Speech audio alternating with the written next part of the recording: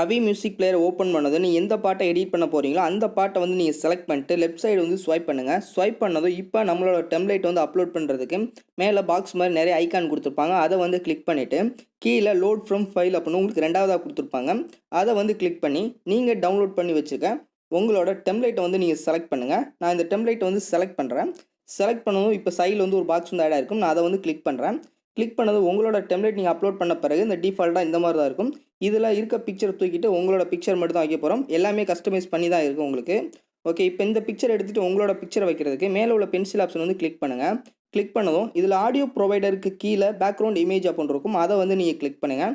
Click பண்ணிவிட்டு ஜெனரலை click பண்ணிவிட்டு இது வந்து உங்களுக்கு விசிபிள் தான் இருக்கும். இதை வந்து நீங்கள் விட்டுருங்க. இதுக்கடுத்து கீழே இமேஜ் அப்படின்னு இருக்கும். அதை வந்து நீங்கள் கிளிக் பண்ணிவிட்டு கஸ்டம் இமேஜ் சைடில் ஒரு பாக்ஸ் இருக்கும். அதை வந்து நீங்கள் கிளிக் பண்ணுங்கள். கிளிக் பண்ணிவிட்டு கீழே வாங்க. இதில் பிக் இமேஜ்ன்றதை கிளிக் பண்ணிவிட்டு உங்களோட பேக்ரவுண்ட் பிக்சரை வந்து நீங்கள் செலக்ட் பண்ணுங்கள்.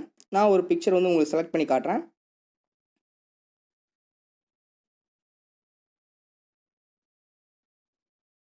நான் ஒரு பிக்சர் செலக்ட் பண்ணிக்கிறேன். வெயிட் பண்ணுங்கள். ஓகே, நான் இந்த பிக்சரை வந்து நான் செலக்ட் பண்ணுறேன். செலக்ட் பண்ணது இப்போ வந்து பேக்ரவுண்ட் வந்து பார்க்கலாம். இப்போ உங்களோட பிக்சர் ஆட் பண்ணியாச்சு. வேறு பிக்சர் மாற்றிட்டோம். இந்த மாதிரி உங்களோட பிக்சர் ஆட் பண்ணி சிம்பிளாக நீங்கள் ரெடி பண்ணிக்கிங்க இந்த டெம்ப்ளேட்டை வச்சு.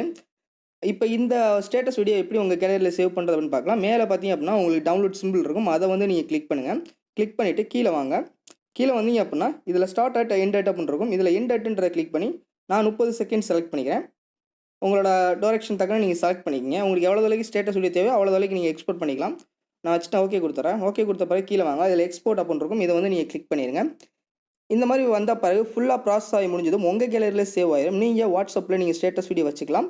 இந்த வீடியோ உங்களுக்கு பிடிச்சிருந்துச்சு அப்படின்னா லைக் பண்ணுங்கள், ஷேர் பண்ணுங்கள். மறக்காமல் நம்ம சேனலை வந்து சப்ஸ்கிரைப் பண்ணிக்கங்க.